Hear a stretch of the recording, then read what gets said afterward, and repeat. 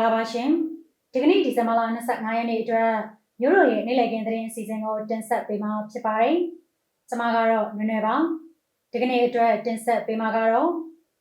အသစ်ထပ်ဖွင့်တဲ့စစ်တပ်ရဲ့ဝါဒဖြန့်မီဒီယာအကောင့်တွေကို Facebook ကထပ်မံဖယ်ရှားတဲ့သတင်းအပါအဝင်ထူးခြားတဲ့သတင်းတွေကိုတင်ဆက်ပေးမှာဖြစ်ပါတယ်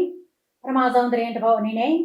ကျောင်းနီမော်ကျေးရွာနေအထိုင်ချတပ်ဆွဲထားတဲ့စစ်ကော်မရှင်တပ်တိုက်ခိုက်ခံရပြီး3ဦးသေဆုံးက4ဦးပြင်းထန်ဒဏ်ရာရတဲ့သတင်းကိုတင်ဆက်ပေးပါမယ်ရှင်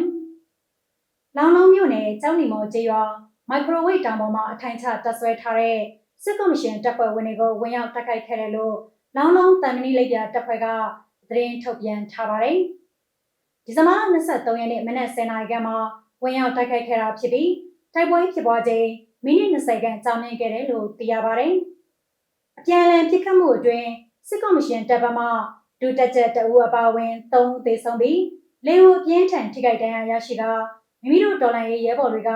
အထိခိုက်မရှိပြန်လည်ဆုတ်ခွာနိုင်ခဲ့တယ်လို့ထုတ်ပြန်ချက်အရသိရပါတယ်။မိဘပြည်သူတွေအနေနဲ့လည်းတနိုင်ငံလုံးအတိုင်းအတာနဲ့စစ်ရေးအရှိန်ဟုန်မြင့်စွာဆောင်ရွက်နေတဲ့အချိန်ဖြစ်တာကြောင့်စစ်ရေးအထူးသတိပြုတော်လှန်နေထိုင်ကြဖို့ကိုလည်းလောင်လုံးတမီလိပ်ပြတပ်ဖွဲ့ကတီးပေးထုတ်ပြန်ထားပါတယ်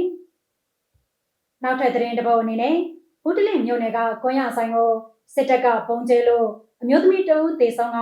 2ဦးထိခိုက်ဒဏ်ရာရတဲ့သတင်းကိုတင်ဆက်ပေးပါမယ်ရှင်။စကိုင်းတိုင်းဘူးတလင်မြို့နယ်အခြေချမ်းဘူးတလင်ရေဦးလမ်းပိုင်းကင်းစံလမ်းခွဲမှာရှိတဲ့ကွန်ရဆိုင်ပုံကျဲခံရပြီးအမျိုးသမီး2ဦးသေဆုံးက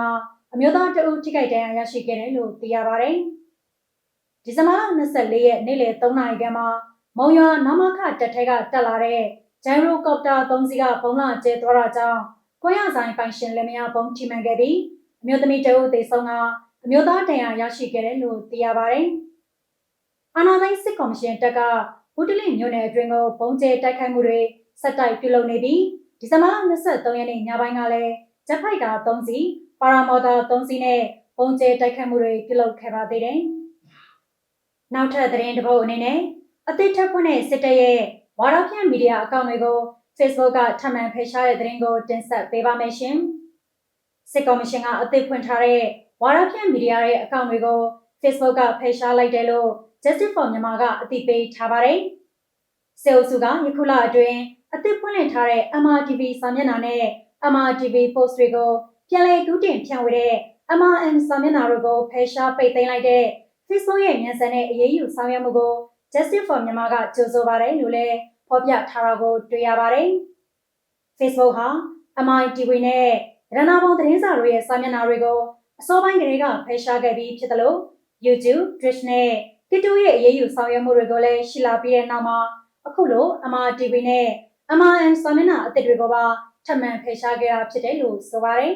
။ Facebook ရဲ့မိခင်ကုမ္ပဏီ Meta ဟာ2021ခုနှစ်မှာစတင်ကမြန်မာစစ်တပ်စေအုပ်စုဆက်နွယ်တဲ့စီးပွားရေးလုပ်ငန်းတွေနဲ့စေအုပ်စုထိန်းချုပ်ထားတဲ့နိုင်ငံပိုင်အဖွဲ့အစည်းတွေနဲ့မီဒီယာတွေကို Facebook နဲ့ Instagram platform တွေပေါ်မှာအသုံးပြုခွင့်ပိတ်ပင်ထားတဲ့မူဝါဒကိုချမှတ်ကျင့်သုံးလျက်ရှိတယ်လို့လည်းဖော်ပြထားပါတယ်။နီးပြညောင်ကုမ္ပဏီအားလုံးအနေနဲ့စေအုပ်စုရဲ့ဝါဒမိုင်းဖြန့်အကောင့်တွေကိုဖြုတ်ချဖို့နဲ့မိမိတို့ platform တွေကိုစေအုပ်စုကအသုံးပြုနေခြင်းကိုပါပိတ်ပင်ဖို့ Justice for Myanmar ကဆက်လက်တောင်းဆိုထားပါသေးတယ်။နောက်ဆုံးသတင်းတစ်ပုဒ်အနေနဲ့ပြည်သူ့ကာကွယ်ရေးအဖွဲ့စလင်းကစီရေးအရေးပေါ်ထုတ်ပြန်ချက်တစ်စောင်ထုတ်ပြန်တဲ့သတင်းကိုတင်ဆက်ပေးပါမယ်ရှင်။ဒီဇင်ဘာလ25ရက်ဒီကနေ့မနက်ပိုင်းမှာပြည်သူ့ကာကွယ်ရေးအဖွဲ့စလင်းပကဖကစီရေးအရေးပေါ်သတိပေးထုတ်ပြန်ချက်တစ်စောင်ထုတ်ပြန်လာတာကိုတွေ့ရှိရပါတယ်။စလင်းမြို့နယ်စင်ဖြူကျွန်းမြို့စစ်ကော်မရှင်တပ်စခန်းတွေကိုထော်လိုင်းအင်အားစုတွေကအပိသက်သိမ်းပိုက်သွားမှာဖြစ်တဲ့အတွက်စင်ဖြူကျွန်းမြို့နယ်မိဘပြည်သူတွေအနေနဲ့ဒီဇင်ဘာလ25ရက်နေ့ဒီကနေ့မနက်8:00နာရီအချိန်ကနေညနေ6:00နာရီအတွင်းစလင်းနယ်ဘက်ကိုရွှေ့ပြောင်းသွားနိုင်ကြောင်းအသိပေးထုတ်ပြန်ထားပါတယ်။ခရီးသွားတွေအနေနဲ့လည်းစစ်ကော်မရှင်တပ်ရဲနန်းတွေနဲ့အနီးကပ်လိုက်ပါမောင်းနေတာကိုအထူးရှောင်ကျဉ်ကြဖို့ကိုလည်းအသိပေးထားပါသေးတယ်။ဒါအပြင်စလင်းမျိုးနဲ့စင်ဖြူကျွန်းမျိုးကအေစီကားတွေအနေနဲ့လည်းမှန်ချမောင်းနှင်ကြဖို့နဲ့လုံခြုံရေးအရာမှန်ချမမောင်းနှင်တဲ့ကားတွေကိုစီးရေးအရာတာဝန်ယူမည်မဟုတ်ကြောင်းကိုလည်းထုတ်ပြန်ချက်မှာဖော်ပြထားပါတယ်